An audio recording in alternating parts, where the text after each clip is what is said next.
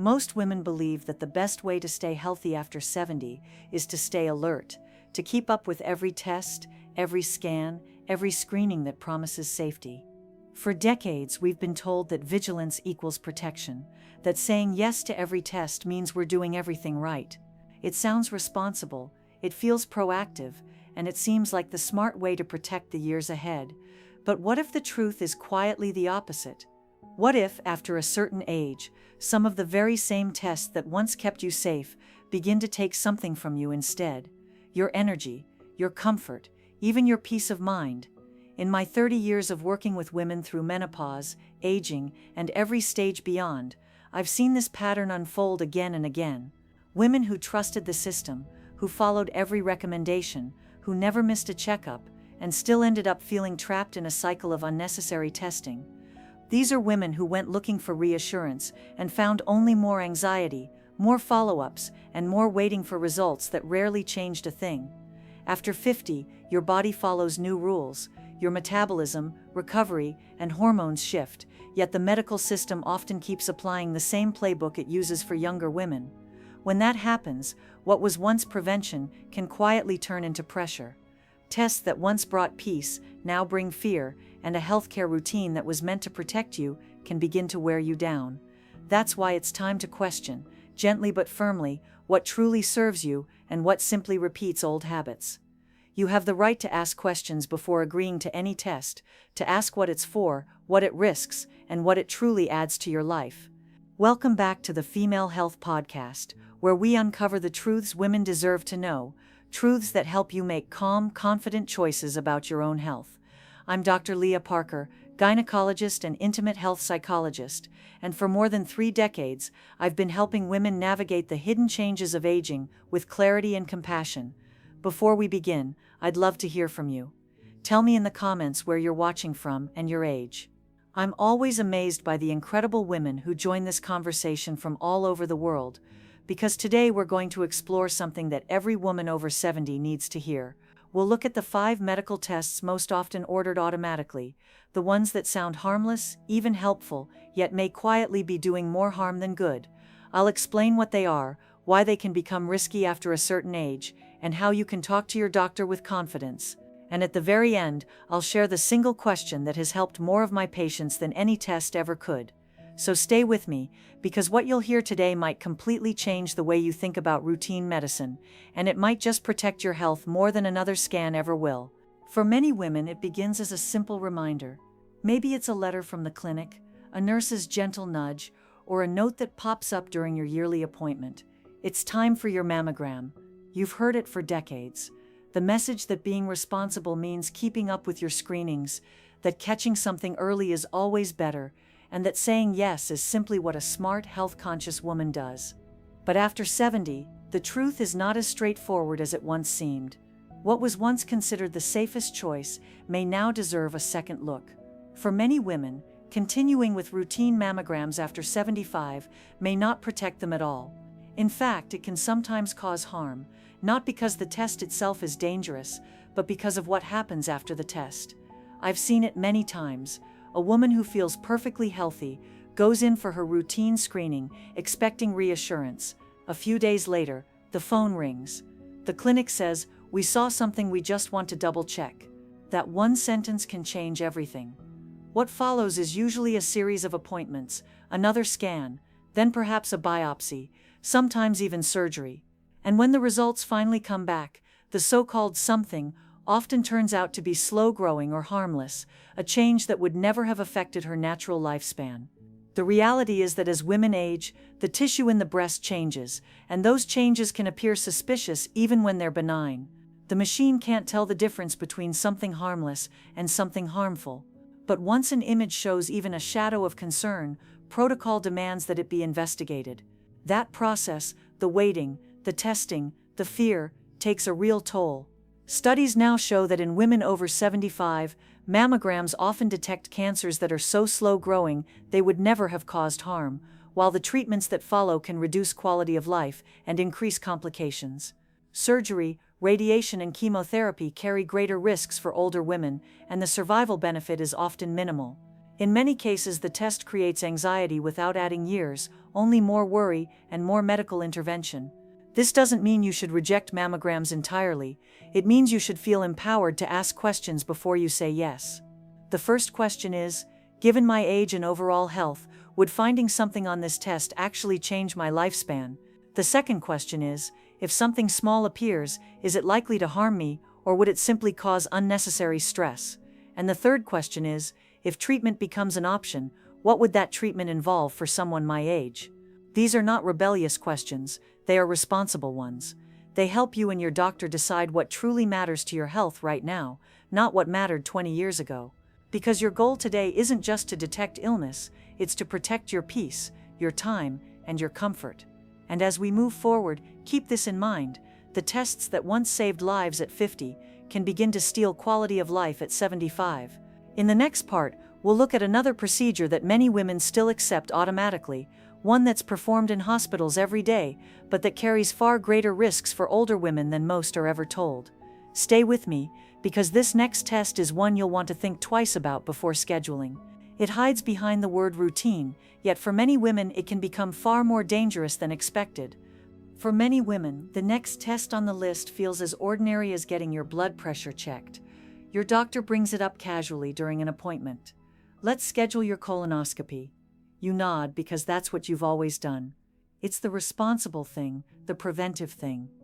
For decades, this test has been considered the gold standard of cancer prevention. But what most women aren't told is that after 75, the same test can quietly turn from helpful to harmful. I've seen women walk into the hospital for a colonoscopy feeling proud, prepared, and proactive. They've fasted, followed the instructions, and told themselves that a little discomfort is worth the peace of mind. Yet too often what follows is far more than just discomfort. The bowel preparation that once left you tired at 50 can dehydrate you dangerously at 75. The anesthesia that used to wear off in an hour can now linger, leaving you dizzy and unsteady for days. And the colon itself, which naturally becomes more delicate with age, can tear or bleed more easily during the procedure. The medical risks grow higher as the years go by. Research shows that for women over 75, the chance of serious complications such as perforation, infection, or bleeding is several times higher than it is for younger patients. Yet the potential benefit, preventing a new life-threatening cancer, becomes much smaller, especially for women who have already had normal results in previous screenings. If your colonoscopies have been clear in the past, your likelihood of developing a dangerous form of colon cancer at this stage is extremely low. And still, many doctors keep recommending the test automatically because the system runs on guidelines designed for younger, stronger bodies. The protocol doesn't pause to ask whether a woman has other conditions, slower recovery, or simply different priorities now. It just repeats what it's always done. That's why it's so important to speak up. If your doctor suggests another colonoscopy, ask questions before agreeing. The first question is, given my age and health history, what is my actual risk of developing colon cancer now? The second question is, if I've already had normal results, how much would another test truly change my care? And the third question is, are there safer alternatives, like stool tests, that can give similar information without the risks of sedation and recovery? These questions don't challenge your doctor's authority, they invite collaboration. They remind your doctor that you are not a number on a chart, but a whole person whose comfort and quality of life matter just as much as any result, because the truth is, what protects you at 50 may put you in danger at 75. Your body has earned gentleness, not more invasiveness. And the older you get, the more you deserve to be treated with respect for that truth. In the next part, we'll talk about something many women struggle with silently: the obsession with perfect numbers. Blood sugar, cholesterol, blood pressure. The charts that once gave you confidence can start to control you. And chasing perfect numbers, especially with certain medications, can quietly do more harm than good. Stay with me, because what you'll hear next has surprised more women in my practice than any test or diagnosis ever has. If you've lived most of your life taking care of your health, you've probably been told to keep your numbers perfect. Perfect blood pressure, perfect cholesterol, perfect blood sugar. For decades, those goals have been held up as proof of good discipline and strong self-care. But what few women are told is that, after 70, perfection can actually become dangerous. I once met a woman named Margaret, a bright, organized 78-year-old who prided herself on managing her diabetes flawlessly. She kept a small notebook of every meal, every reading, every result. Her doctor praised her endlessly for maintaining a blood sugar level under 7. But one morning Margaret fainted in her kitchen. Her blood sugar had dropped too low, and the fall broke her hip. She spent months in recovery, and when I spoke with her afterward, she said something I'll never forget. I did everything right, and it still went wrong. That experience isn't rare.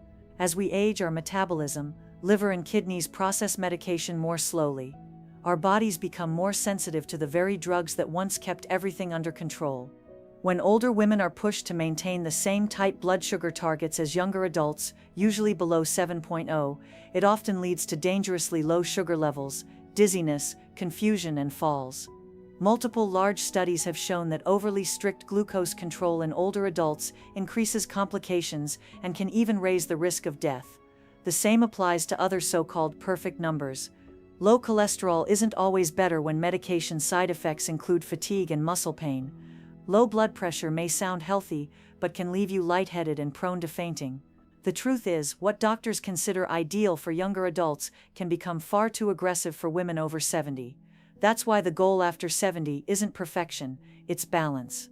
It's about staying well enough to live comfortably and confidently, without letting lab results control your every choice. If your doctor still encourages strict targets, this is the moment to ask questions. The first question is, what are safe blood sugar or blood pressure ranges for someone my age, not just for younger adults? The second question is, what risks come with pushing these numbers too low? And the third question is, would a slightly higher, more relaxed range actually keep me healthier and steadier day to day? Asking these questions doesn't mean you're refusing care.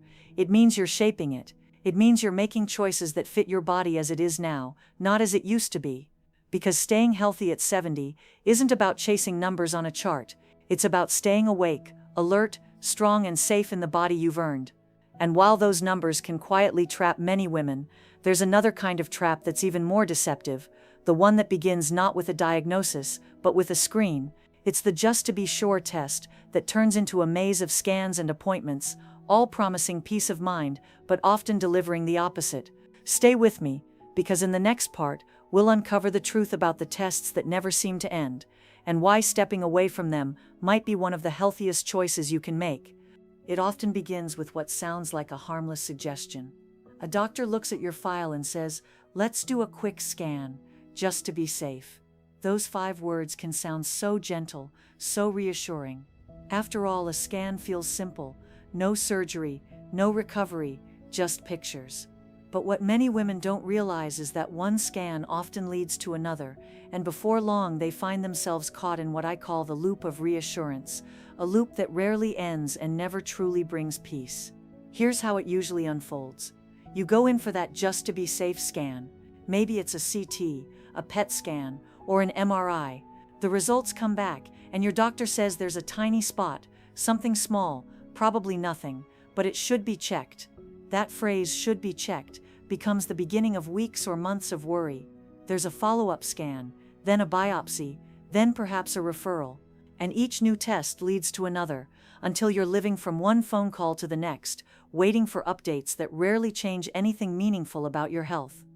The truth is that these scans often pick up what doctors call incidental findings, little shadows, calcium deposits, or harmless changes that come naturally with age. They're not dangerous, but once they appear on the report, the medical process has to continue, even if the finding has no impact on your life expectancy or well-being. A large study in JAMA Internal Medicine found that nearly 1 in 4 older adults who had routine scans ended up undergoing additional invasive procedures, yet those procedures offered no measurable improvement in survival. The cost isn't only physical, it's emotional. I've met women who spent months in fear after being told they had a small abnormality. Most of them turned out to be perfectly healthy, yet they described those weeks as some of the most anxious of their lives. Every scan, every appointment, every result took a little more of their confidence away. So before you agree to another scan, take a moment to pause and ask questions, not out of defiance, but out of wisdom. The first question is, What specific symptom or concern are we actually looking for with this test? The second question is, if something small appears, would that result actually change my treatment, or would it only lead to more tests? And the third question is, what are the risks, physical and emotional, of chasing things that might not even matter? Asking these questions doesn't mean you're refusing care, it means you're taking control of it. It's about making sure that every test you agree to truly serves you, not your doctor's schedule, not hospital protocol, and not fear. You deserve peace, not constant pursuit. The women I've seen age the healthiest aren't the ones who say yes to every scan. They're the ones who know when to stop, who trust that peace of mind isn't found in another test, but in the confidence to decide when enough is enough. But before we finish, there's one more test that deserves our attention, the one that looks the most protective of all. It's often packaged as a complete health check, a full-body scan, a total cancer screen. It promises security, but for many women, it can quietly take that security away. Stay with me, because in this final part, we'll talk about how to recognize when medicine crosses the line from caring into overcaring, and how to reclaim the freedom to say no without guilt, fear, or hesitation. It's the one test that seems to promise complete safety, the all-in-one screening that claims to catch everything early. You've probably seen it advertised as a comprehensive cancer check or a full-body scan. The words sound reassuring. They make it seem like a smart, protective choice, especially if you've ever lost someone to illness or worry that something could be missed. But behind that comforting promise often lies one of the most unnecessary and anxiety-inducing forms of testing that women over 70 face. These catch-all screenings are designed to look for anything that might be wrong, anywhere in your body. And that's exactly the problem. When you scan for everything, you almost always find something, a shadow, a cyst, a mark that's probably harmless but can't be ignored once it's seen. From there, the same pattern begins, a follow-up test, a biopsy, maybe even a surgery. Each new step adds fear, expense, and sometimes physical harm, all to treat conditions that might never have caused trouble in your lifetime. I've seen women go through months of emotional exhaustion because of these tests. They start with a single scan just to be safe, and end up in a maze of medical appointments, waiting rooms, and restless nights. Some endure unnecessary procedures that leave them weaker, not stronger. And what's most painful is that many of these women went into those scans perfectly healthy, simply looking for reassurance. At this stage of life, true health care should be about quality of life, not quantity of testing. It should focus on your comfort, your mobility, your joy, and your independence, the things that make your days meaningful. That's why it's so important to ask questions before agreeing to any broad or repetitive screening. The first question to ask is, what specific concern makes this test necessary for me right now? The second question is, if something small is found, what would the next steps be, and would those steps actually help me live better? And the third and final question is, how does this test align with my goals for health, peace, and quality of life? These questions are not signs of refusal, they are signs of wisdom.